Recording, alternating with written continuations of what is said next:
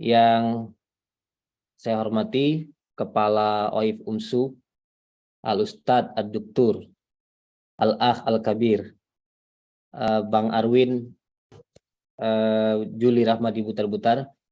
Jadi tadi sudah disebut bahwa ya beliau kawan akrab saya, kawan karib sejak di Kairo. Cuman beliau jauh dari segi senioritas.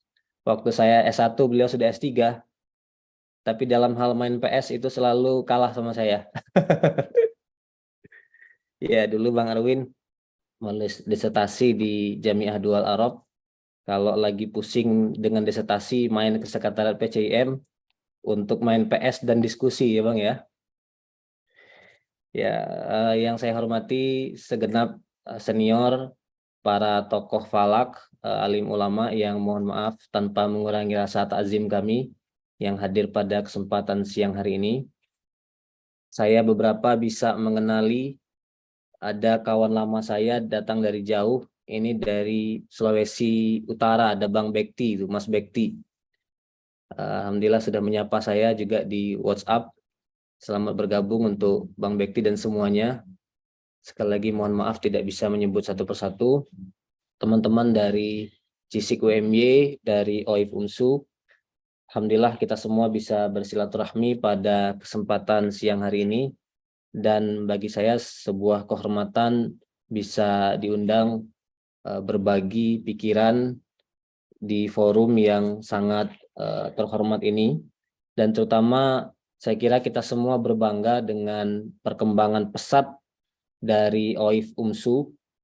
Saya kira OIF bukan hanya kebanggaan Muhammadiyah di Sumatera Utara, tapi juga kebanggaan persyarikatan kita gitu. Dan tadi kita semua melihat bagaimana perkembangan OIF sudah sangat pesat, sangat produktif, dan kita doakan mudah-mudahan banyak capaian-capaian yang lain yang bisa diperoleh di kemudian hari, yang semuanya berkontribusi untuk kemajuan sains, teknologi, ilmu pengetahuan dalam peradaban Islam. Amin ya rabbal alamin. Para peserta sekalian yang saya hormati, saya akan menyampaikan sebuah topik, sebenarnya cukup kompleks topik ini. Mudah-mudahan sudah terlihat ya di layar. Jadi judulnya adalah Integrasi Antropologi dan Astronomi Islam, Telaah Kitab Irsyad Ahlul Millah fi Isbat Al-Ahillah, karya Muhammad Bakhit Al-Muti'i. Jadi ada beberapa layers yang harus saya jelaskan dulu sebelum kemudian sampai kepada topik inti, yaitu bagaimana memahami buku ini, sebuah buku dalam bidang astronomi Islam atau dalam bidang ilmu falak dari sudut pandang antropologi. Oleh karena itu, yang pertama akan saya sampaikan adalah sekilas biografi singkat tokoh yang akan kita kaji, yaitu Muhammad Bakhit Al-Muti'i. Kemudian sekilas tentang karya beliau, yaitu Irsyad Ahlil Millah fi atau Ila Isbatil Ahillah. Kemudian penjelasan singkat mengenai antropologi dan astronomi Islam, khususnya barangkali ada non-spesialis yang hadir mendengarkan forum kita hari ini, baik non-spesialis pada bidang antropologi maupun astronomi. Dan selanjutnya apa yang dimaksud dengan integrasi, baru kemudian kerangka konseptual itu kita terapkan saat membaca, menelaah kitab Irsyad Ahlil Millah ini. Dan tampaknya materi yang keenam ini baru akan bisa kita kaji pada pertemuan selanjutnya. Saya nggak tahu apakah ini mingguan, apakah 2 mingguan, ataukah bulanan. Tapi kalau saya pikir saya langsung menjelaskan bagaimana membedah buku ini dari perspektif antropologi, terlalu banyak missing gap-nya, terlalu banyak hal-hal yang sifatnya fondasional yang perlu dipahami terlebih dahulu. Saya mulai dari menjelaskan nama ini, Syekh Muhammad Bakhit Al-Muti'i. Jadi beliau lahir di Asyut dan wafat di Kairo. Lahir tahun 1854 dan wafat tahun 1935. Jadi beliau dikaruniai umur yang cukup panjang, 81 tahun. Dan sebagai perbandingan, ada tokoh Muhammad Abduh yang insya Allah kita semua sudah mengenal. Abduh itu lahir 1849. Jadi kira-kira hanya 5 tahun sebelum Bakhit Al-Muti'i dan wafat tahun 1905. Jadi 30 tahun Abduh wafat lebih dulu daripada Al-Muti'i dan wafat dalam usia relatif muda, yaitu 56 tahun. Perbandingan kedua adalah dengan tokoh bernama Syekh Muhammad Rashid Ridho, lahir tahun 1865 dan wafat tahun 1935. Jadi tahun wafatnya sama dengan tahun wafatnya Al-Muti'i, tapi usia Ridho lebih muda. Jadi usia Ridho hanya 70 tahun, sementara Al-Muti'i 81 tahun. Nah, kenapa saya membandingkan dengan dua tokoh ini, nanti akan saya sebutkan di belakang. Jadi Al-Muti'i berkarir di bidang kehakiman, dia ditempatkan sebagai hakim di berbagai tempat. Dia pernah, jadi tadi kalau dilihat di screen ini, dia lahir di Asyut, pernah ditempatkan di Menya, pernah di Bani Suef, termasuk juga di Bursaid, kemudian pernah juga di Qalyubiyah, dan pada akhirnya dia kemudian ditunjuk sebagai kepala pengadilan agama di Alexandria di sini, khususnya pada tahun 1907 sampai 1912. Dan pada saat ia menjabat sebagai kepala pengadilan agama di Alexandria inilah dia menulis bukunya yang berjudul Irsyad Ahlil Millah ini. Dan buku ini ditulis pada tahun 1910 Masehi. Jadi kalau dihitung itu usia Al-Muti'i adalah 56 tahun. Dan kemudian 4 tahun kemudian ketika Al-Muti'i ketika Al-Muti'i berusia 60 tahun, dia diangkat menjadi mufti Mesir dari tahun 1914 sampai 1920. Jadi dia menjadi mufti Mesir selama 6 tahun, berakhir ketika ia berumur 66 tahun. Dan Al-Muti'i lahir dari tradisi atau dari keluarga yang bermazhab Maliki, tetapi untuk satu alasan yang saya sendiri tidak begitu jelas kenapa dia lebih memilih untuk tamadzhab bil mazhabil Hanafiyah gitu. Jadi mazhab fikih dia adalah mazhab fikih Hanafi. Nah, selama menjadi seorang mufti, ada banyak yang menjadi perhatian dari Syekh Al-Muti'i. Di antaranya adalah masalah penentuan awal bulan, peralatan teknologi modern yang digunakan untuk penentuan awal bulan, termasuk juga yang saat itu menjadi isu populer pada masanya adalah mengenai Bolshevism atau mengenai paham komunisme, paham Marxisme yang meledak di Rusia. Jadi tahun 1917 ada satu peristiwa revolusi di Rusia yang dipimpin oleh Vladimir Lenin.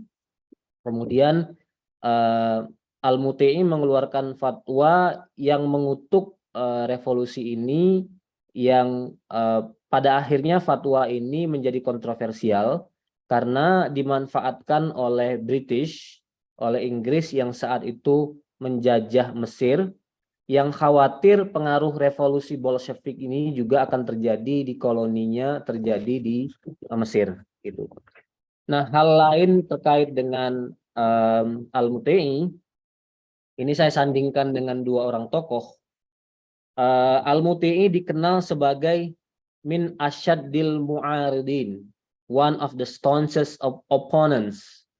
Jadi orang yang paling kuat menentang reform movement atau harokatul islah yang diinisiasi oleh Muhammad Abduh. Jadi dia kalau Abduh dikenal sebagai tokoh reformis, tokoh tajdid, dia sebaliknya dikenal sebagai tokoh tradisionalis, tokoh muhafidh, kira-kira gitu. Nah, dia punya satu komentar terhadap Abduh. Again, Abduh ini wafatnya 30 tahun lebih awal daripada Al-Muti'i, walaupun selisih umurnya sangat sedikit. Komentarnya Al-Muti'i adalah, no one has corrupted the beliefs of the Muslim and introduced misguidance to the Azhar like Abduh has. Before him, the Azhar was pure of deviance, heresy, and the like. Tidak ada orang yang telah merusak akidah umat Islam dan memperkenalkan kesesatan kepada Al-Azhar seperti yang dilakukan oleh Abduh. Sebelum Muhammad Abduh, Azhar bersih dari segala macam penyimpangan, dari segala macam kesesatan.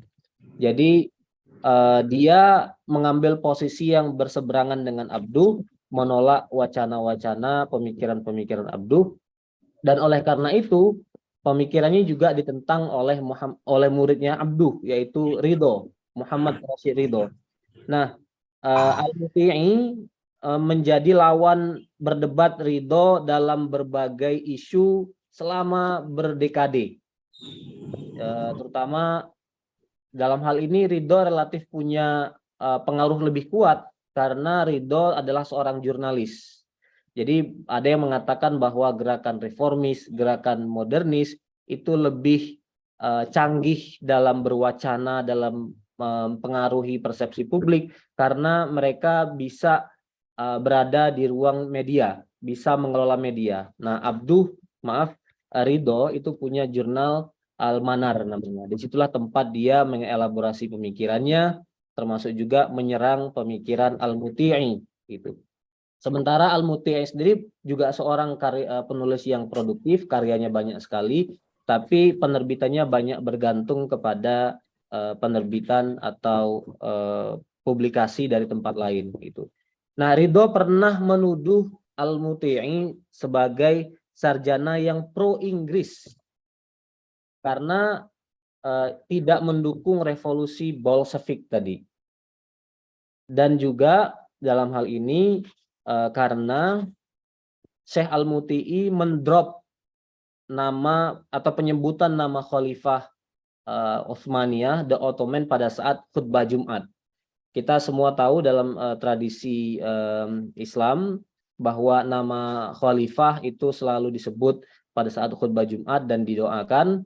Nah, Al-Muti'i itu mendorong supaya nama ini tidak lagi disebut karena ya pada saat itu memang pengaruh dari dinasti Utsmaniyah sudah sangat kecil dan ya sudah diambang kehancuran gitu.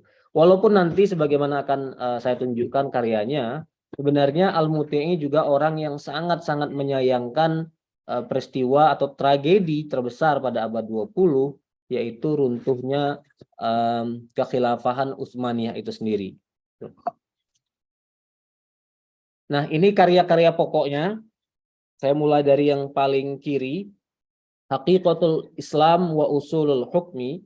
Ini ditulis sebagai raddun, sebagai bantahan kepada Ali Abdul Razik, seorang sarjana Al-Azhar yang sempat mengenyam pendidikan di Oxford tapi tidak tamat karena meletus Perang Dunia I, yang dalam bukunya itu Ali Abdul Razik pertama kali dalam sejarah Islam, sejarah pemikiran Islam, mengajukan paham sekularisme. Banyak ulama yang menentangnya, membantahnya, termasuk adalah Ridho dan Muti'i sendiri. Jadi gerakan reformis, gerakan modernis, dan gerakan tradisionalis dalam hal ini, dalam isu mengenai keruntuhan Khilafah Utsmaniyah, semuanya sepakat bahwa itu satu tragedi yang disesalkan dan kedua-duanya melakukan upaya sekuat tenaga untuk merestorasi kekhilafahan Utsmaniyah. Nah, itu yang pertama. Yang kedua, dia juga menulis karya polemik, Tathhirul Fuad min Danasil I'tiqad. Jadi buku ini ya kira-kira semacam bantahan kepada paham Ibnu Taimiyah dalam bidang akidah. Jadi tentu dalam hal ini kita bisa memahami posisi Al-Muti'i, posisi mainstream, terutama dari Al-Azhar sebagai seorang sarjana Asy'ari. Kemudian karya lain, beliau menulis Sulamul Wusul li Syarhi Nihayatis Sul. karya Al-Baidawi dan buku ini pada bidang usul fikih. Selanjutnya juga ada karya Hasyiatus Syekh Muhammad Bakhit Al-Muti'i ala Syarhi Ad-Dardir ala Al-Kharidah fi ilmil kalam. Jadi buku yang keempat ini adalah buku pada bidang ilmu kalam. Nah, selain buku Irsyad Ahlil Millah, dia juga menulis buku lain dalam bidang falak, judulnya Taufiqur Rahman li Taufiq baina ma qalahu ulama'ul hay'ah wa baina ma jaa fil ahadits as-sahihah wa ayatil Qur'an. Tapi judulnya panjang sekali nih. Mungkin kalau mau memendekkannya ya Taufiqur Rahman gitu aja. Cuman yang unik dari judul-judul buku yang ditulis oleh para ulama Islam itu selalu menekankan irama, gitu, rhyming. Jadi Taufiqur Rahman berakhiran dengan wa ayatil Quran.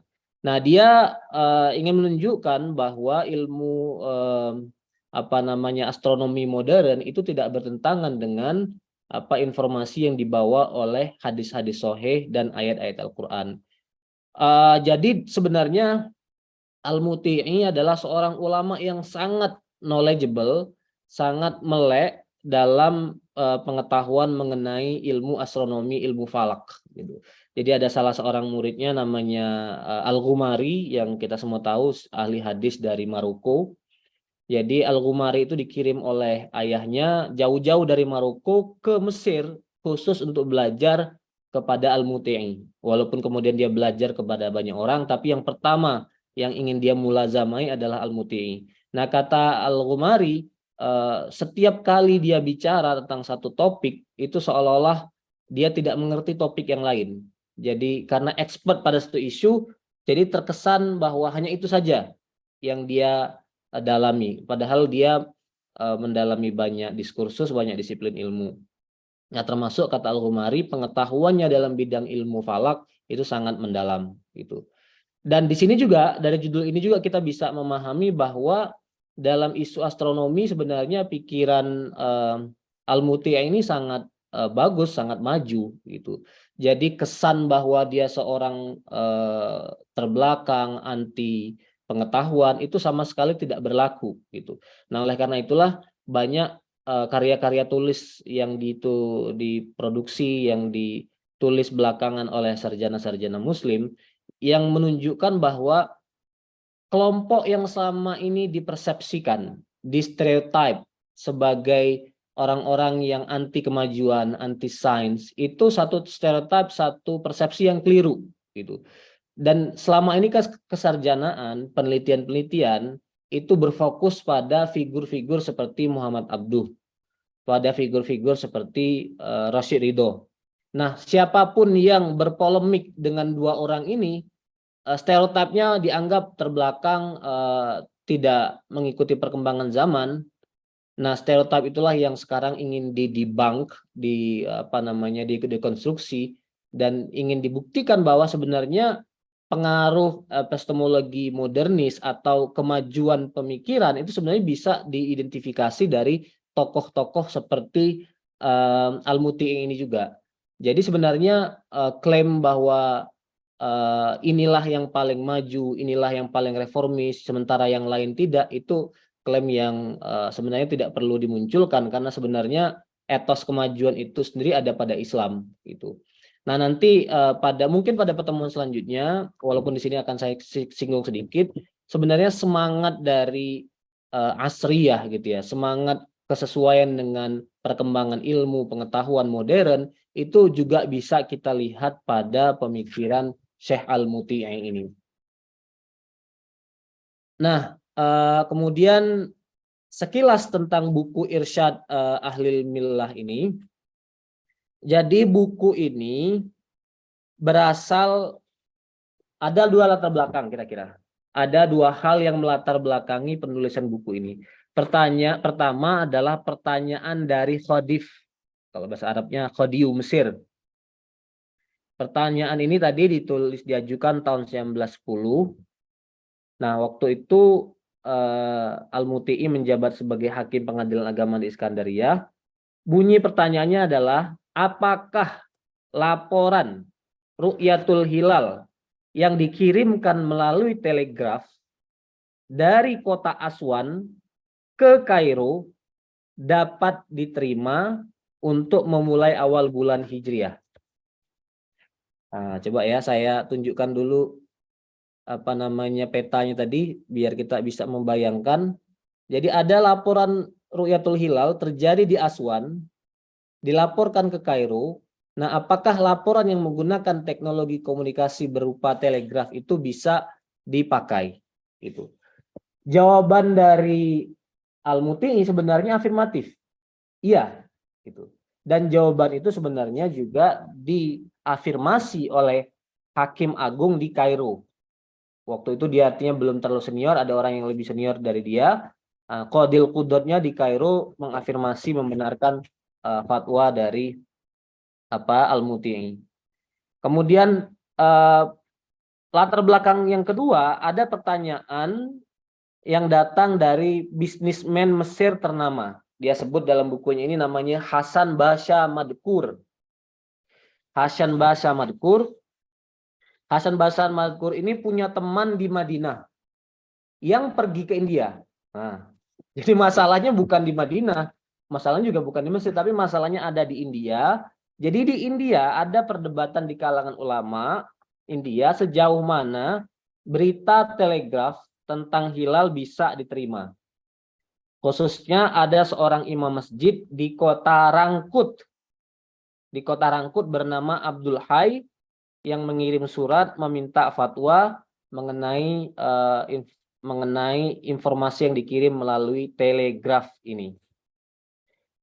Jadi begitu. Jadi ini masalah sejauh mana telegraf bisa dipakai untuk mengirim berita. Nah, saya tampilkan di depan gambar telegraf.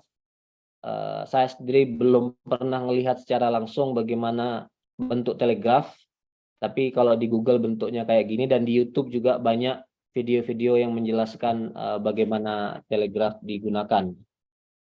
Nah, masalah telegraf itu sebenarnya bukan masalah yang sederhana. Jadi masalah telegraf inilah kemudian yang memicu atau yang memungkinkan bagi kita untuk melihat buku Irsyad Ahlil Millah ini dari sudut pandang antropologi. Jadi ini bukan pertanyaan yang sederhana, tapi ini pertanyaan yang bersifat epistemik. Bagaimana umat Islam memahami kemodernan? Kalau dirumuskan bunyi pertanyaannya gitu. Bagaimana memahami perkembangan teknologi yang sebelumnya belum pernah ada dan sekarang dikenalkan oleh bangsa penjajah. Gitu. Kalau kita mundur sedikit ke belakang tentang sejarah telegraf, memang ada fase perkembangannya. Pertama kali telegraf ditemukan oleh Samuel Morse, ini dari New Jersey, Amerika Serikat. Dan pada saat pertama kali digunakan, komunikasinya masih dalam bentuk kode-kode, titik-titik itu, yang kita kenal sebagai sandi Morse itu. Dan yang lebih membuat dilematis adalah media bernama telegraf ini adalah media yang sama yang digunakan oleh penjajah dan digunakan oleh masyarakat barat saat mereka terlibat dalam perang sipil.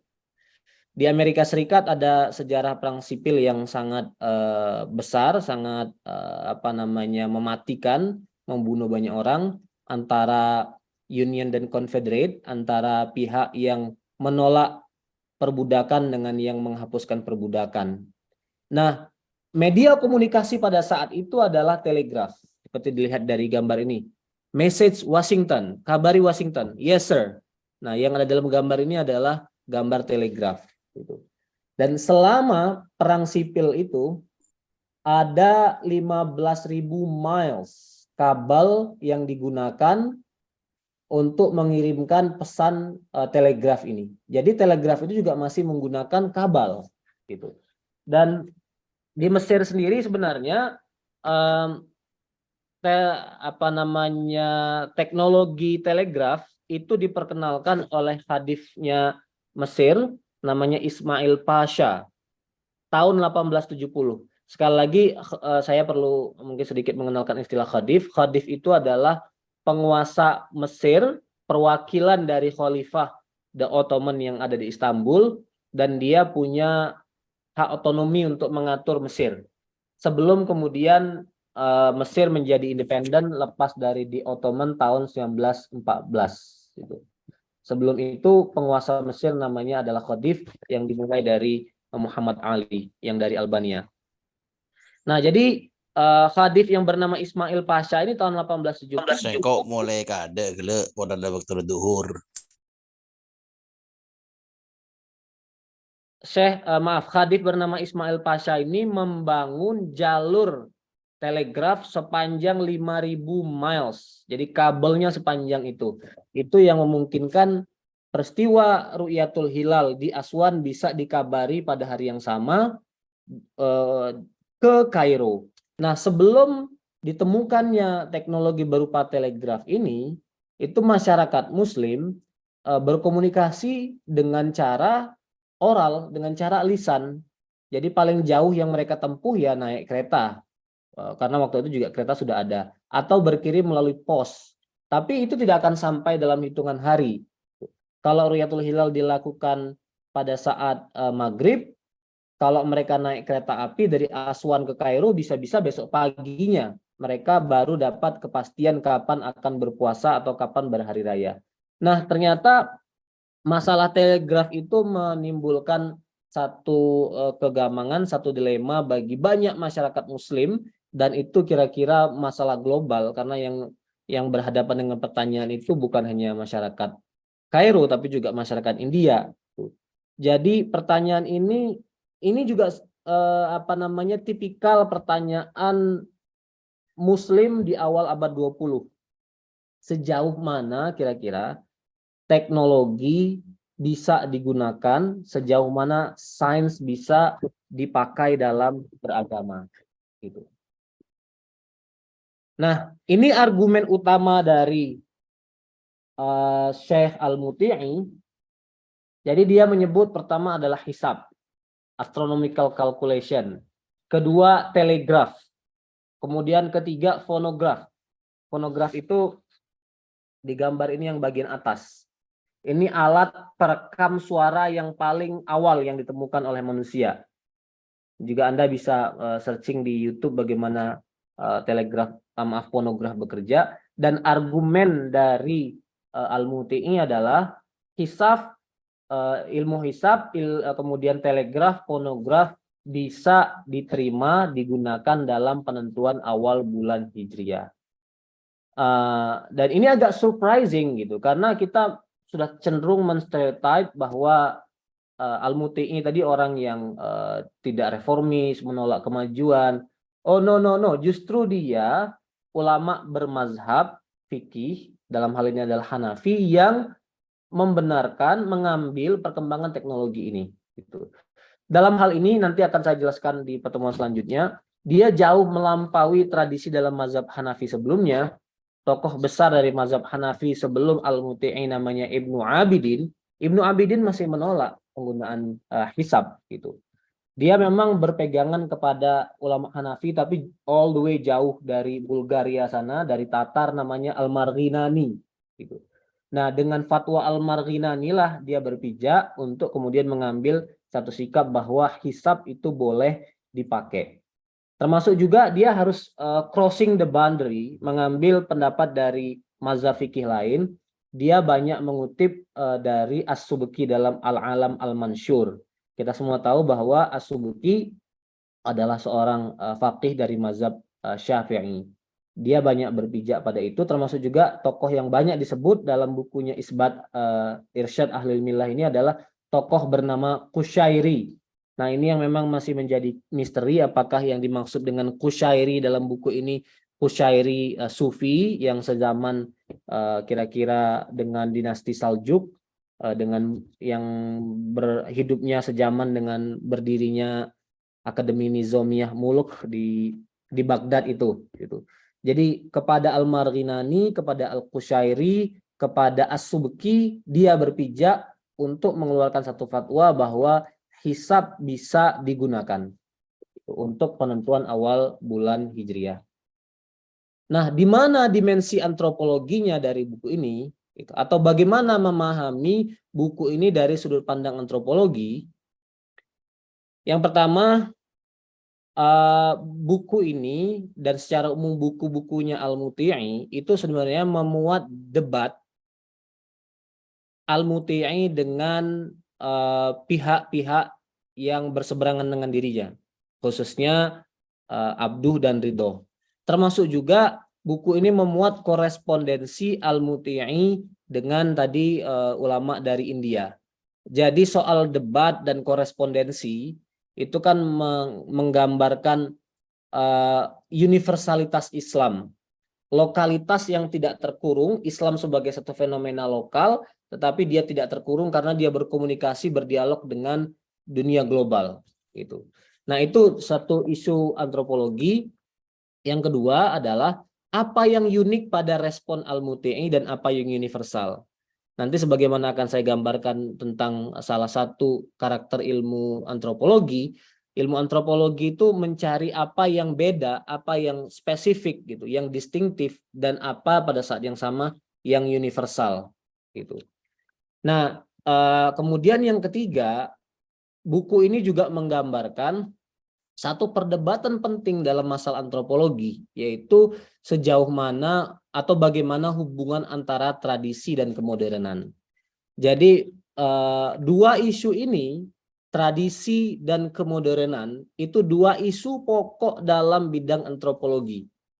Jadi kalau kita bisa memframe diskusi-diskusi kita tentang ilmu falak, sebenarnya kita sedang melihat ilmu falak ini dari sudut pandang antropologi. Kalau kita bisa memframe diskusi kita dari perdebatan tarik ulur antara tradisi dengan modernitas, maka itu sebenarnya secara inheren dia menjadi satu kajian antropologi. Nah, saya sendiri disertasi saya tentang pemikiran politik Islam, tapi saya lihat dari satu kerangka teoretik mengenai tradisi dan modernitas. Diskusi antropologi khususnya antropologi generasi belakangan lah. Ada satu tokoh antropolog populer namanya Talal Asad yang pertama kali memperluas diskusi antropologi, termasuk juga tulisan-tulisannya mengenai tradisi dan kemodernan juga sangat banyak gitu. Nanti mengenai pemikiran Talal Asad akan saya jelaskan di belakang. Termasuk juga di mana dimensi antropologis dari buku ini, itu perdebatan soal bagian mana dalam beragama yang bersifat privat dan bagian mana yang bersifat publik. Jadi perdebatan mana yang bersifat privat, mana yang bersifat publik, boleh berada di ruang publik, itu secara tidak langsung sebenarnya adalah debat antropologi. Nah, nanti ada satu bagian dalam bukunya Al-Muti'i di mana dia itu menghukumi kesaksian orang mengenai ru'yatul hilal, terutama yang ditulis dilaporkan dalam telegraf, itu apakah dia masuk kategori riwayah atau syahadah gitu. Nah, riwayah itu bersifat private, kemudian syahadah bersifat publik gitu. Nah, penjelasan lebih lanjutnya pada sesi yang akan datang, saya pada kesempatan ini akan menjelaskan beberapa hal-hal yang bersifat ta'rif atau fondasional konseptual terlebih dahulu. Oke, ini sekali lagi just in case kalau ada pendengar, ada yang mengikuti diskusi kita tapi tidak memahami apa itu antropologi, apa itu astronomi Islam, dan apa itu integrasi. Apa sih yang dimaksud dengan antropologi? Antropologi itu singkatnya, antropos itu manusia, logos itu studi atau kajian. Jadi singkatnya antropologi adalah studi tentang manusia. Nah, tetapi yang membuat antropologi berbeda dari disiplin lainnya pada saat mengkaji manusia adalah antropologi selalu tertarik melihat apa yang partikular, apa yang unik pada satu fenomena yang diteliti. Pada saat mengkaji Al-Muti'i, apa sih yang yang hanya ada pada Al-Muti'i, menggambarkan situasi zamannya. Di awal abad 20, Mesir berada di bawah penjajahan Inggris. Kemudian Mesir hampir terlepas dari di Ottoman. Nah, apa yang unik pada periode itu dan apa yang sejalan universal inline dengan fenomena pada generasi-generasi sebelumnya. Jadi apa yang unik dan apa titik temu atau persamaan yang menghubungkan fenomena lokal tadi, fenomena yang unik tadi dengan fenomena yang lain di belahan dunia yang lain, di tempat yang lain dan di belahan waktu yang lain. Jadi itu apa namanya yang membuat kajian antropologi berbeda dari kajian-kajian yang lainnya. Dia selalu tertarik untuk mencari keunikan satu fenomena dan persamaan fenomena itu dengan fenomena yang lain. Nah, secara singkat, antropologi itu dibagi menjadi 4. Pertama, antropologi budaya atau juga di tempat lain disebut dengan antropologi sosial. Kemudian yang kedua, antropologi biologi. Yang ketiga, arkeologi. Yang keempat, antropologi linguistik. Nah, ini tidak akan dijelaskan satu persatu. Kita akan fokus kepada satu cabang yang paling populer dan paling banyak ditekuni, yaitu antropologi budaya atau antropologi sosial. Yaitu satu bidang yang mengkaji manusia yang hidup pada ruang dan waktu tertentu yang terikat pada kultur tertentu yang berada di tengah-tengah masyarakat tertentu gitu.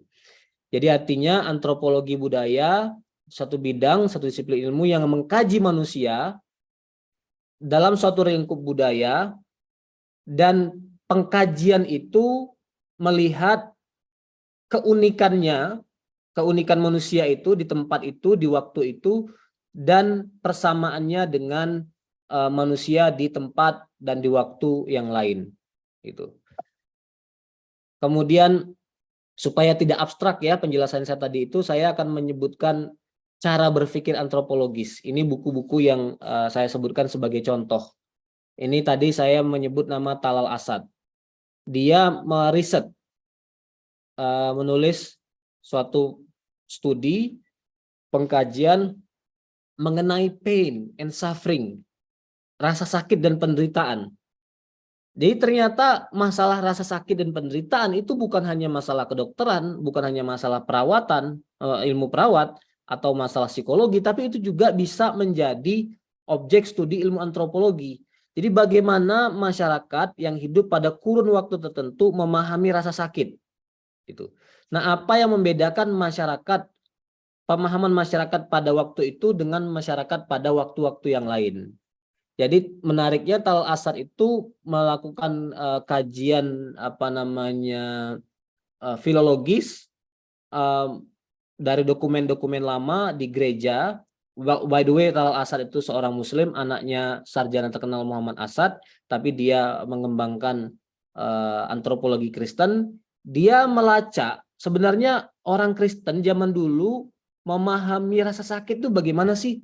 Dan apa hubungannya rasa sakit itu dengan agama?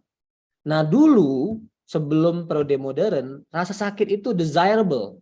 Rasa sakit itu sesuatu yang diinginkan. Nah, tapi lama-lama ya ketika Kristen mengalami sekularisasi, rasa sakit itu di-detach, dilepaskan dari agama gitu. Bagaimana dengan Islam? Itu many extent sampai banyak batasannya, ada perbedaan dalam cara pandang Kristen dengan Islam mengenai rasa sakit. Jadi rasa sakit itu, pain and suffering itu adalah bagian dari religiosity, juz'un minat tadayyun. Kita berpuasa, lapar, ya perut sakit gitu. Kita naik haji, ada capek, ada jalan kaki, ada lelah, ada kurang tidur. Jadi beragama itu nggak bisa dilepaskan dari rasa sakit gitu. Nah, makna rasa sakit bagi manusia lintas ruang, lintas waktu itu juga menjadi kajian antropologi gitu. Itu satu contoh ya, termasuk juga bagaimana orang zaman dulu memaknai ritual keagamaan, apa saja yang disebut ritual dan apa yang bukan, dan bagaimana perkembangannya di zaman sekarang. Itu juga bagian dari riset antropologi. Saya sebutkan sebagai contoh dari karya Tal Asad. Termasuk juga ini buku yang fenomenal pada bidang antropologi budaya atau antropologi agama, riset dari Sabah Mahmud, Allahu yarhamha, sudah meninggal, murid dari Tal Asad. Dia tuh sebenarnya sederhana aja. Yang dia teliti itu perempuan berjilbab sama perempuan suka pengajian, ibu-ibu suka pengajian. Yang dia teliti adalah ibu-ibu pengajian di Kairo, di Mesir, gitu. Nah, bagaimana topik itu bisa di-frame menjadi topik antropologi? Jadi yang dia pertanyakan adalah apakah apa yang disebut dengan nilai-nilai kebebasan, freedom, itu satu nilai yang universal atau sebenarnya nggak universal gitu. Maksud saya kebebasan itu begini, perempuan ingin bebas berekspresi, nggak mau pakai jilbab, terserah mau pakaian kayak apa aja gitu. Nah, apakah itu satu paradigma berpikir orang Barat yang spesifik, ataukah sebenarnya keinginan untuk menjadi bebas dan liberal itu universal? Nah, buku Sabah Mahmud ini disebut fenomenal karena dia bisa menunjukkan dari sudut pandang antropologi bahwa keinginan untuk menerapkan nilai-nilai kebebasan itu nggak universal. Bagi masyarakat Muslim, bagi perempuan Muslim itu mereka hanya kepengen menjadi etnis aja. Bagi mereka berjilbab itu cara mereka mengucapkan sami'na wa ata'na dalam beragama gitu. Mereka submission, tunduk kepada agama gitu. Submission kepada Allah Subhanahu wa taala. Nah, riset yang sama pernah dilakukan oleh Lila Abdul-Ghot. Lila Abdul-Ghot itu bahkan lebih sarkastis, dia menyindir orang-orang barat. Keinginan untuk menjadi bebas itu nggak pernah ada pada ibu-ibu di kampung di Afghanistan sana. Coba kamu tanya ibu-ibu di Afghanistan sana yang kata orang barat terbelakang, kata orang barat ditindas laki-laki, ada nggak mereka feeling of envy, perasaan iri hati, mereka berjilbab, iri melihat perempuan-perempuan Hollywood di California sana yang nggak berjilbab, bebas terbuka berpakaian. No, they don't have such an envy. Mereka nggak punya perasaan iri hati melihat kebebasan itu. Nah, ini satu bentuk riset antropologi mengkaji apakah the notion of freedom itu sesuatu yang unik, particular, atau dia sesuatu yang universal. Gitu. Termasuk juga, ini satu riset menarik, saya nyebut-nyebut beberapa judul buku yang kebetulan semuanya pernah saya pakai sebagai bahan kuliah dulu di Arizona. Ini menariknya riset antropologi tentang mimpi. Saya juga ya senang baca buku ini karena ternyata mimpi pun bisa dijadikan objek riset gitu. Nah, ini Amira Mittermeier. Mittermeier ini blasteran Mesir dan Jerman. Dia mengkaji bagaimana sih masyarakat Mesir memahami mimpi. Gitu. Apa makna mimpi bagi masyarakat Mesir dan apa yang membuat mereka memahami mimpi itu seperti itu, dan apa yang membedakan pemahaman mereka dengan pemahaman sebelum mereka. Nah, pasti selalu konteks sosial budaya itu berperan penting. Kita harus melihat Mesir pada saat ini adalah Mesir yang ada pasca kolonialisasi, jadi post kolonialisme. Kemudian post Arab Spring. Jadi kehidupan sosial politik sudah sangat kompleks, kemudian mereka bermimpi dan bagaimana mereka melihat mimpi itu di tengah kekompleksan itu.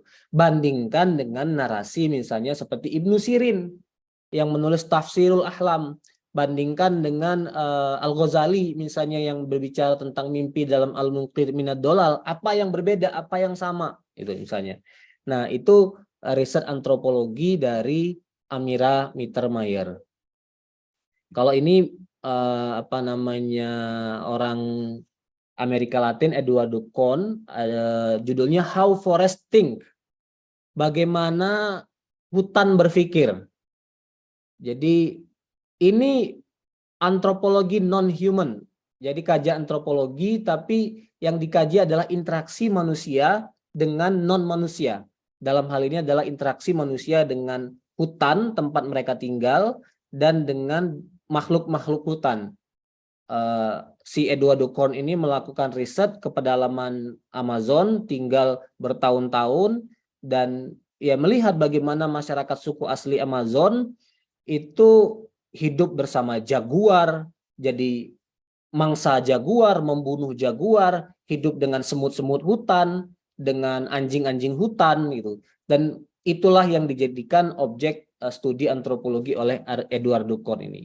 Jadi bagaimana manusia berinteraksi dengan binatang dan kehidupan alam. Itu juga satu riset antropologi. Nah, kemudian kita lompat mengenai metode utama dalam disiplin antropologi. Ada yang disebut dengan etnografi. Etnografi itu adalah studi yang mengkaji tentang kebudayaan manusia atau bagaimana cara menulis tentang kebudayaan manusia. Nah, studi tentang etnografi sebenarnya tidak harus melakukan penelitian lapangan, bisa saja, dan ini yang dilakukan oleh etnografer generasi awal, mereka cukup pergi ke museum. Kayak A.B. Tyler itu ya, A.B. Tyler kan dikenal sebagai antropolog dari Inggris.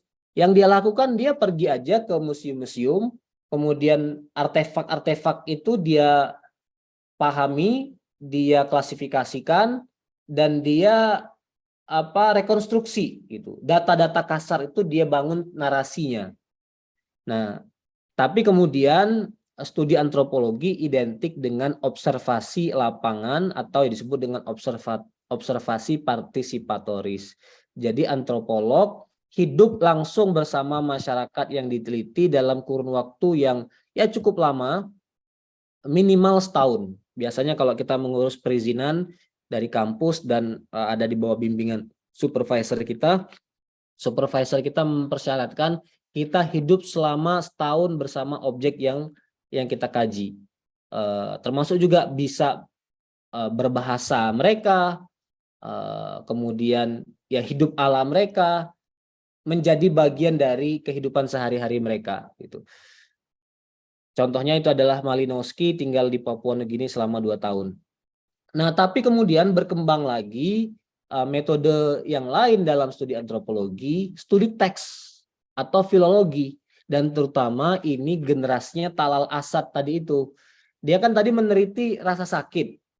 Tapi kan rasa sakitnya orang pada abad 14, 15. Bagaimana meneliti pandangan budaya abad itu mengenai rasa sakit? Ya tidak lain caranya adalah dengan meneliti manuskrip-manuskrip itu. Nah, maka muncullah sekarang satu pendekatan baru yang disebut dengan antropologi berbasis teks klasik atau berbasis manuskrip. Memahami teks-teks itu untuk memahami kebudayaan manusia. Gitu. Tapi kemudian ada yang menggabungkan kedua-duanya. Jadi turun terjun ke lapangan iya, tinggal bersama masyarakat yang diteliti iya, dalam waktu minimal setahun, tapi juga mengkaji teks-teksnya. Saya menyebutkan 2 contoh di sini, kebetulan dua-duanya juga sudah pernah saya baca. Pertama adalah karya Brinkley Messick.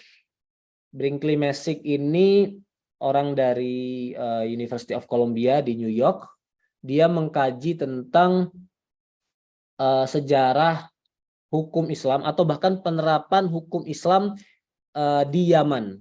Nah, cara dia mengkaji adalah dia bolak-balik ke Yaman, tinggal bersama masyarakat Yaman, berbahasa Arab dengan dialek Yaman. Tapi di samping itu juga dia meneliti produk-produk fatwa, kemudian buku-buku induk fikihnya masyarakat Yaman yang dia teliti, khususnya dia meneliti masyarakat Zaidiyah. Jadi dia mendalami fikih Zaidiyah, gabungan dari itu. Nah, ini buku yang juga menarik, Ariana Kisa, ini disertasi di Harvard. Dia meneliti tentang pendidikan hukum Islam. Jadi pengajaran syariah di Al-Azhar University. Caranya bagaimana dia meneliti? Pertama, dia pergi ke Al-Azhar, duduk di kajian-kajian di ruak-ruak Al-Azhar itu, duduk di kelas, duduk bersama syekh. Tapi di samping itu juga dia meneliti teks-teksnya, meneliti mukoror-mukorornya. Nah, ini menggabungkan antara pendekatan observasi dan pendekatan filologis dalam kajian antropologi. Oke, selanjutnya mungkin ini saya sampaikan singkat-singkat aja. Jadi antropologi itu sudah mengalami fase-fase perkembangan. Sederhananya mungkin bisa kita bagi menjadi dua fase. Fase pertama adalah fase awal, kemudian fase lanjutan, fase modern. Fase awal itu antropologi ya masih identik dengan kajian masyarakat pedalaman. Jadi kalau mengkaji antropologi ya pergi ke hutan, ke Amazon, ke Papua Nugini tadi, ke masyarakat pedesaan. Nah, kemudian juga menggunakan evolusi sosial. Jadi kehidupan manusia itu dibuat kayak tangga-tangga. Tangga paling bawah namanya tangga barbarik, tangga kemajuan, tangga pengetahuan, sampai puncak dari kebudayaan manusia itu adalah sekularisme yang ditandai dengan sains, dengan ilmu pengetahuan. Itu yang disebut dengan evolusi sosial. Kemudian karakter ilmu antropologi klasik itu juga sangat Eurocentric, jadi barat banget gitu. Tapi yang seperti itu juga tidak bertahan lama, karena antropologi juga mengalami satu putaran yang disebut dengan dekolonisasi, dikritik habis-habisan bau-bau kolonial tadi, sehingga antropologi saat ini tetap mengkaji kebudayaan manusia, tetapi antropologi tidak hanya mengkaji masyarakat jauh di pedalaman atau far away society. Bisa jadi antropologi justru mengkaji masyarakat barat sendiri, mengkaji masyarakat modern. Bahkan kajian antropologi hari ini sudah mengkaji masyarakat digital gitu. Nah, termasuk ciri selanjutnya adalah antropologi berusaha keluar dari belenggu Eurocentrik tadi. Ini satu contoh bagaimana antropologi dilakukan untuk mengkaji sains. Saya menyebutkan contoh ini karena ini karya dosen saya, Gaimon Benit, di Arizona State University. Kemudian ini contoh antropologi masyarakat digital, terutama peristiwa demo besar-besaran kasus rasisme di Amerika pada waktu itu, George Floyd, kita semua mengikuti. Saya juga waktu itu masih di Amerika Serikat, mengikuti secara langsung, melihat bagaimana hiruk pikuk protes masyarakat terhadap kultur rasis di Amerika Serikat. Tetapi juga ternyata protes itu tidak hanya ada di jalan, protes itu juga terjadi di dunia Twitter, di dunia sosial media, dan sekarang ada yang melakukan penelitian tentang protes sosial media terhadap rasisme di Amerika Serikat itu. Nah, ini kemudian lanjutan dari materi mengenai antropologi budaya. Di dalam antropologi budaya itu ada beberapa cabang. Ada antropologi politik, ada antropologi psikologi, dan seterusnya. Termasuk juga di bawah antropologi budaya itu ada antropologi agama. Nah, di dalam antropologi agama itu kemudian berdirilah antropologi Kristen, antropologi Islam, antropologi Yahudi, dan seterusnya. Tampaknya saya skip aja bagian yang menjelaskan tentang antropologi Islam. Bagi yang tertarik mendalami masalah ini, Anda bisa baca artikelnya Talal Asad atau Ovamir Anjum. Saya juga menjelaskan topik ini dalam buku saya Dekolonisasi Pengetahuan yang terbit tahun lalu, tahun 2022. Nah, sekarang ini tarif atau introduction bagi yang non spesialis, yang tidak mendalami bidang ilmu falak atau ilmu astronomi. Tentu saja ini audiens non OIF, karena kalau OIF sudah makanan sehari-hari gitu. Ilmu falak atau ilmu astronomi Islam itu suka disebut sebagai hay'ah, kemudian ilmu falak sendiri. Hari ini istilah yang populer adalah ilmu falak, tetapi sebenarnya pada masa lalu istilah yang lebih populer adalah ilmu hay'ah. Kemudian di dalam cabang ini ada satu sub cabang yang disebut dengan ilmu mawaqit atau ilmu falak syar'i. Jadi ilmu mawaqit itu sebenarnya ilmu yang lebih spesifik. Dia mengkaji tentang bagaimana ilmu falak itu dapat digunakan untuk mengatur untuk membantu manusia mengetahui waktu-waktu ibadah, termasuk juga mengetahui arah kiblat. Nah, itulah yang disebut dengan ilmu mawaqit atau ilmu falak syar'i. topik yang dikaji dalam bidang ini penentuan waktu sholat, penentuan arah kiblat, penentuan gerhana matahari, penentuan awal bulan Hijriah. Itu tipikal. Jadi kalau kita buka buku Al-Madkhal ila Ilmil Falak, umumnya selalu ada pembahasan mengenai 4 topik ini. Kalau kita lihat skripsi risalah magister, doktoral, ya revolve around, jadi berputar pada 4 isu ini. Kemudian integrasi, satu pengantar konseptual. Apa yang dimaksud dengan integrasi? Integrasi itu artinya adalah menyatukan, membaurkan berbagai komponen menjadi satu kesatuan yang berfungsi dengan baik. Bagaimana integrasi dilakukan? Ini suatu pembicaraan yang kompleks, tapi saya ingin menyederhanakannya menjadi 3 bentuk. Pertama, integrasi bisa dilakukan dengan cara melihat isu-isu keislaman, tapi dengan pendekatan sosial, humaniora, sains. Jadi artinya apa? Artinya objek materialnya adalah isu-isu keislaman, tapi kerangka teoretiknya atau objek formalnya adalah teori-teori di bidang sosial, humaniora, atau sains yang relevan. Atau sebaliknya, integrasi bisa dilakukan dengan cara melihat satu isu pada bidang sains, sosial, dan humaniora dari tradisi intelektual Islam. Dalam model yang kedua ini, objek materialnya adalah masalah sains, masalah sosial dan humaniora, tetapi objek formalnya adalah sudut pandang atau kerangka teoretik Islam. Nah, kajian kita mengenai irsyad ahlil millah itu masuk kategori yang pertama, ya artinya isu substantifnya adalah isu-isu keislaman, buku ditulis oleh sarjana muslim, tetapi dilihat dari pendekatan antropologi. Jadi itu masuk kepada bentuk integrasi yang pertama ini. Di luar itu ada yang disebut dengan pendekatan interdisipliner, melihat satu isu dari beragam perspektif dengan mencari titik temunya atau mencari koherensinya. Kami sendiri di CISIK sedang menekuni topik ini, sekarang sedang merumuskan berbagai buku pedoman, baik buku pedoman filosofis, metodologi, sampai pedoman praktis implementasi kebijakan-kebijakan integrasi di UMY. Terakhir, bagaimana integrasi antropologi dan astronomi Islam terjadi? Integrasi ini dapat dilakukan dengan menggunakan pertanyaan analitis antropologi untuk melihat pandangan para ulama Islam mengenai persoalan ilmu falak.